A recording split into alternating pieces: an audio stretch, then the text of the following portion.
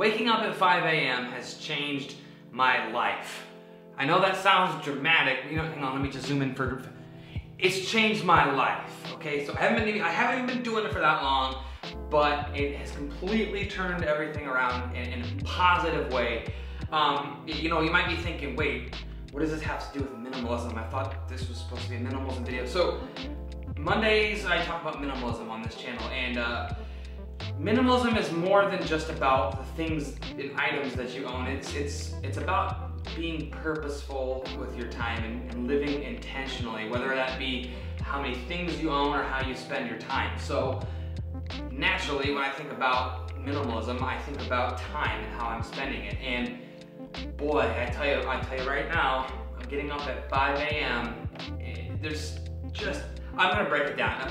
We all remember, we all heard the saying, early to bed, early to rise makes a man something and wise, or something, you know what I'm talking about. So I don't know, somebody important said that. So yeah, so I mean, this morning, I'll just give you an example of what happened this morning and why I'm feeling so good. So this morning I got up at 5 a.m. and let me preface this by saying I have a 2-month-old son living with me in our house, and apparently you need to feed him and change him and stuff. So we gotta do that. So my wife and I, we take shifts. We both go to bed at 10 p.m., but I have the 10 p.m. to 2 a.m. shift, and she has the 2 a.m. to 6 a.m. shift. So what that means is, if Lincoln wakes up anytime during my shift, 10 a.m. to 2 p.m., I get up with him and take care of him. Same thing for 2 to 6, Kristen will get up to take care of him. Now, we've been getting pretty lucky. His bedtime is somewhere around 9, where we'll finally get him to sleep. And some nights, he'll sleep through my shift, which is really nice. But some nights he'll get up at 12:30 or 1, I'll get up, feed him for half an hour, change him, go back to sleep, no worries. But here's the thing, I don't wait till 6 o'clock to get up, I get up at 5 a.m. And what happens is, since that's still an hour on Kristen's shift, I get to get up at 5 a.m.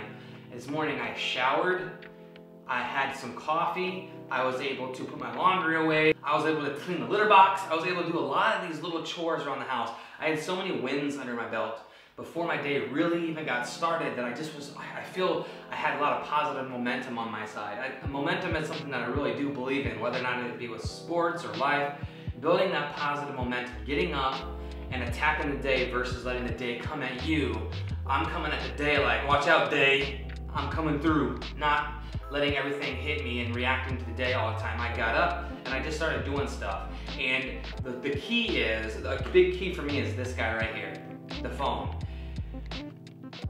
This is one of the most incredible pieces of technology in human history, but it's also something that can tear you down. And so I feel like I'm addicted to it. And what I mean by that is, it used to be the very first thing that I'd look at when I woke up and the very last thing I'd look at before I went to sleep. I don't know about you, but if I say my bedtime is 10 p.m., it's often 10:20, 10:30, and I'll be looking on this and go, oh crap, it's time for bed.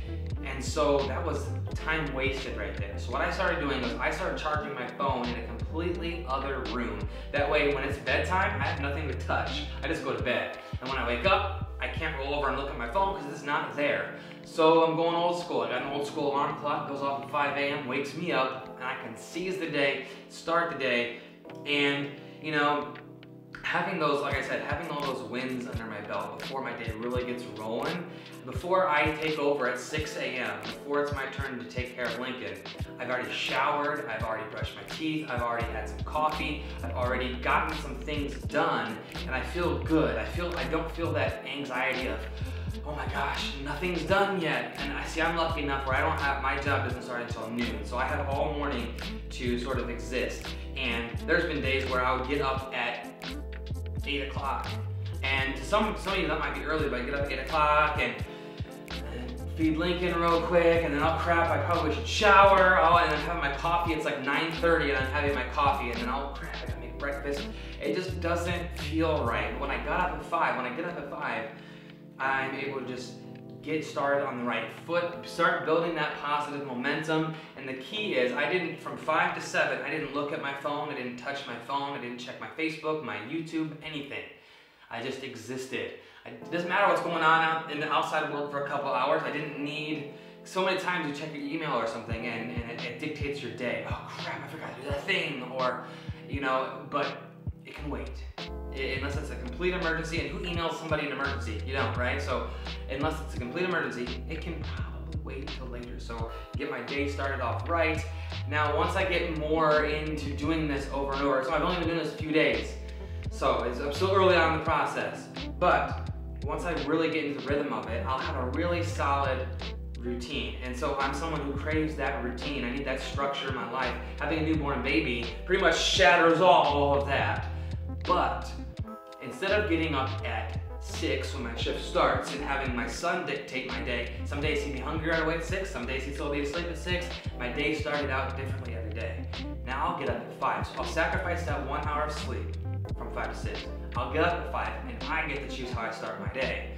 I get up, I shower, I brush my teeth, I do all that. I get to start my day. Hopefully I can start working in a jog in the morning, even in that hour of time. I'll get up, jog, then shower, then start my day. And you know, it's a sacrifice of sleep. That's definitely the thing I sacrifice. Now, going to bed at 10 isn't a huge issue for me. I used to try to go to bed a little bit later than that, but I realized, what am I even doing? 10 o'clock rolls around, I'm like, I guess I'll watch TV, or I guess I'll just look up stuff on the internet. Like, was I really being productive after 10 p.m.? The answer was no. So 10 p.m. to 5 a.m., 7 hours of sleep, if I'm lucky. But hey, I can operate, my body lets me operate anywhere from 5 to 8 hours of sleep, so it works for me. I'm not telling you what time you should get up. I'm just saying that getting up early, starting my day off on the right foot, getting things done, and feeling that positive momentum, that's the key for me. And how that, again, ties back to minimalism is minimalism, part of it is living intentionally and having, you know, valuing your time and being purposeful with how you spend your time, the things that you buy, the things that you own, everything is with purpose and intention.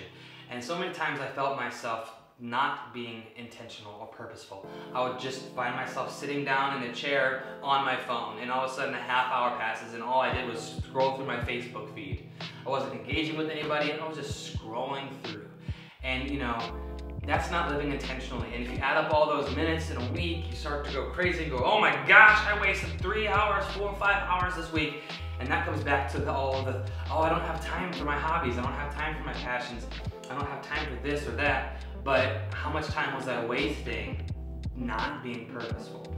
So, when you're thinking about minimalism, when you're thinking about living better with less, when you're thinking about living more intentional, how can you tweak your sleep schedule? Can you get up a little bit earlier and start your day how you want, or are you gonna keep letting the day attack you and let the day and the world dictate your day? That is my Monday minimalism video for you. I hope you enjoyed it. If you did, leave it a like. If you didn't, too bad, you already watched it. And I'll see you again next time, Monday minimalism. Don't forget to share this video with a friend and a foe, if you please. It really helps me out, growing my audience, growing the channel, and so on and so forth. Find a gift, share it with the world, and remember, you are worth it.